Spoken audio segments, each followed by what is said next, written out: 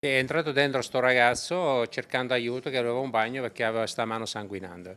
E gli ho detto di aspettarmi un attimo, che sono andato al primo soccorso, gli ho dato della carta per poterlo tamponare un po' il sangue, ma in tempo che sono uscito fuori il ragazzo era già andato anche via, ho detto un attimo che chiamo i soccorsi. L'irruzione alla pizzeria Il Lucano all'ora di cena per chiedere aiuto, la mano insanguinata, poi la fuga. Pochi minuti prima l'accoltellamento. È in questo punto che dal gruppetto di ragazzi poco più che maggiorenni uno tira fuori un coltello, l'altro un taglierino. La lite degenera. Una signora era qua che stava appagato, allo stesso momento si è sentita un po' male, quindi l'abbiamo fatto sentire perché ha visto questo sangue per terra, perché sembrava veramente un lago. Lite iniziata poco prima nella centralissima piazza Carducci all'ora dell'aperitivo di un giorno di festa. Sono tutti residenti ad Oderzo, italiani, alcuni di loro di origini nordafricane.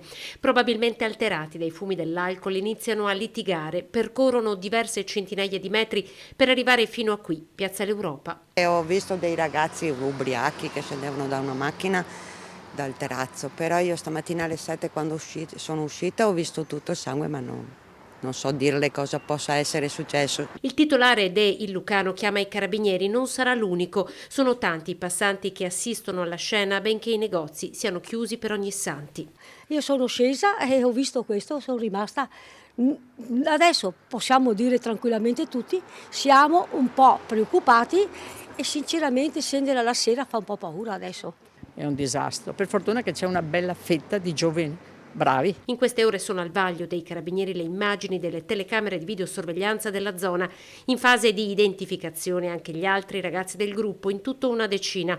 2 sono stati rintracciati già ieri sera all'ospedale, dove erano arrivati per le ferite riportate.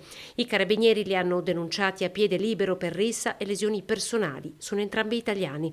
Il sindaco Maria Scardellato sta seguendo in queste ore l'evolversi delle indagini. È accaduto ad Oderzo come sarebbe potuto capitare in qualsiasi altro posto, dice interpellata. Non ritengo, aggiunge, che ad Oderzo ci sia un problema di sicurezza. Sui social però intanto esplode l'indignazione per quanto accaduto. In poche ore la notizia è già di dominio pubblico. Qui adesso non siamo abituati a queste cose qui. Credo che ci vorrebbe un controllo maggiore sulla vendita dell'alcol ai minorenni, che non c'è assolutamente. Forse dovrebbero aumentare i controlli, questo sicuramente. I ragazzi hanno bisogno di stare assieme, ma se per trovarsi possono trovarsi solo al bar, cosa fanno al bar? Bevono. Quando bevi uno è litigato e fai presto a farle.